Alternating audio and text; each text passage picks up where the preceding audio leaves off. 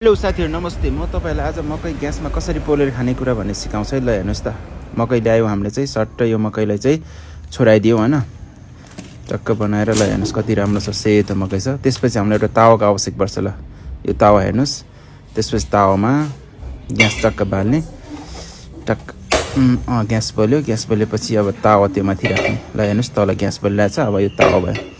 तावामा चाहिँ हामीले थोरै नुन हाल्नुपर्छ, किनभने यो डढ्दैन। नुन हालेपछि चाहिँ डढ्दैन, त्यसैले नुन थोरै हाल्यौँ हामीले। अनि तावामा टक्क नुन हालिसकेपछि टक्क नुन हालेँ मैले थोरै। अनि नुन हालेर चाहिँ त्यसलाई थोरै चलाउनुपर्छ, अलिकति तातो हुनलाई दिनुपर्छ। एकछिन थोरै तातै छ, तातिसकेपछि ठक्क अब मैले मकै लिएँ। ल हेर्नुस् यो मकै चाहिँ टक्क म यो तावामाथि राखिदिन्छु। हेर्नु जानु है तपाईँहरू पनि घरमा यसरी पोलेर खानुस्, कति मिठो हुन्छ। टक्क मकै चाहिँ 3टा मकै मैले राख्छु यहाँ। एउटा 3टा भयो सर्लक्क। यो हेर्नुस्। ल म एकैछिनमा पछि फेरि यो मकैलाई मैले फर्काउँदैछु। ल हेर्नुस् त कस्तो मजाको भइरहेछ। हेर्नुस् त आगो नि भएन, धुवा नि चाहिएन। ग्यासमा मजाले घरमा हामी मिठो मकै पोलेर खान सक्छौँ। ल मैले फेरि मकै फर्काउँछु। ल हेर्नुस् अब यतिको भइसक्यो मकै, लगभग आधी पाकिसक्यो है त। हेर्नुस् त।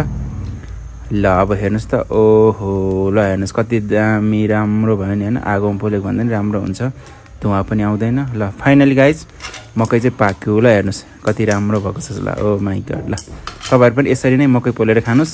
यो भिडियो मन पर्यो भने चाहिँ लाइक कमेन्ट सेयर, ल अरूलाई पनि सेयर गरेर देखाउनुस् है त।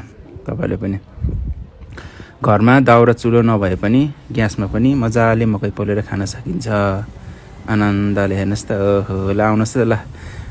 ल साथीहरु तपाईहरुले पनि घरमा दाउरा छैन भनेर टेन्सन लिनु परेन। यसरी नै मकै पोलेर खानुस्, एकदमै मिठो हुन्छ, राम्रो पनि हुन्छ। मन पर्यो भने चाहिँ यो भिडियो लाइक कमेन्ट सेयर अनि एक सब्स्क्राइब गर्न त नबिर्सिनु होला है त। धन्यवाद सबैजनालाई। Thank you so much.